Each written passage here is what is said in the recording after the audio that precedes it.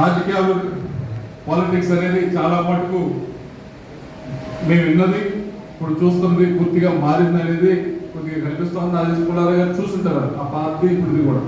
ఇదివరకు ఇటువంటి గ్రీవెన్స్ పెడితే ఎక్కువగా వారి ఊరు సమస్యలో మండల సమస్యలో దానిపైన ఎక్కువ మంది వచ్చేవారు.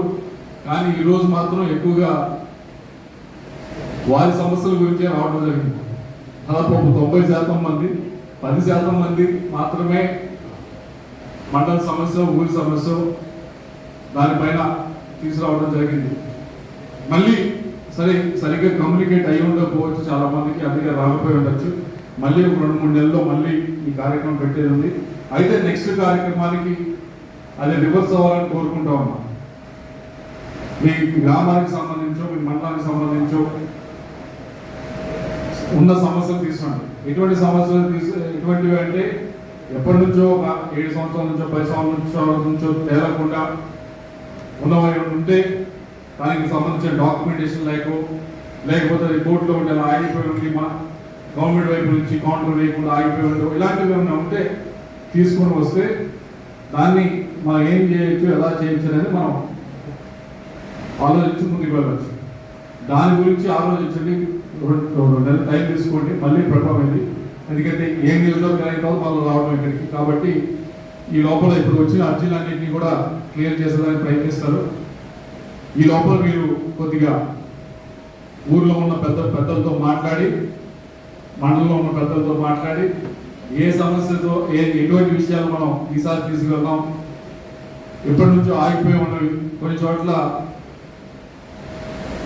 చోట్ల ఏదైతే గుడికి సంబంధించిన భూమి అని ఒక 100 ఎకరాలు 200 ఎకరాలు పక్కన పెట్టడం, కానీ అక్కడ రైతులు ఉండటం, వారు ఇబ్బంది పడుతూ వీరికి చెందకుండా ఇబ్బంది పడుతున్నవి చాలా చోట్ల ఉన్నాయి. అటువంటి ఏదో తీసుకోండి. అలాగే ఇస్కాన్కి సంబంధించిన ఒకటి చెప్పాను ఇందాక, ఏదైతే వారికి 10 ఎకరాలు 15 ఎకరాలు ఇచ్చాము కానీ ఒక్క అడుగు కూడా ముందుకు వెళ్ళలేదు అని, అటువంటివి తీసుకోండి. అలాగే రోడ్డు సమస్య చెప్పారు.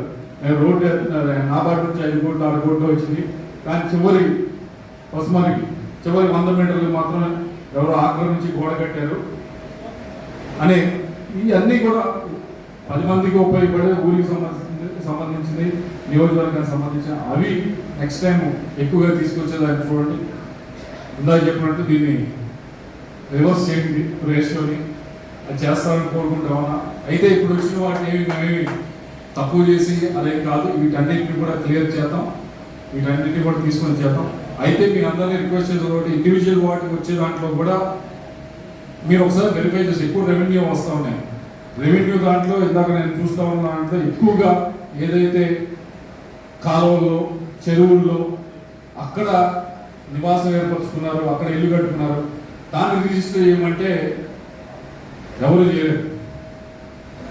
ఇప్పుడు నేను చేసుకోవాలని నేను కూడా చేయించుకోలేను, ఎవరికి అవ్వదు. అంటే అది ఒక చట్టం, అది వాళ్ళు కూడా చేయలేము. వాటర్ బాడీస్ మనం డిస్టర్బ్ చేయకూడదు అనేది. కాబట్టి మీరు కూడా ఒకసారి వెరిఫై చేసుకోండి, అది ఏం అడుగుతున్నాము ఎలాంటివి అడుగుతున్నాము అని చెప్పి. అవ్వదాన్ని మనము వాళ్ళ చట్టాన్ని వ్యతిరేకించి మనం చేయడం అనేది అధికారులు కూడా ఎవరో చేయలేని పరిస్థితి. చట్టం పరిధిలోనే మనం ఏం చేయించుకోవచ్చు, దాన్ని ఎంత ఫాస్ట్గా చేయించుకోవచ్చు. ఇది ఉపయోగించుకోవాల్సింది ఏంటంటే ఈ మీటింగ్ వీటన్నిటినీ కూడా మామూలుగా 6 నెలలు 7 నెలల్లో అయ్యేది మనం 4 రోజుల్లో ఎలా చేయించుకోవచ్చు అనేలాగా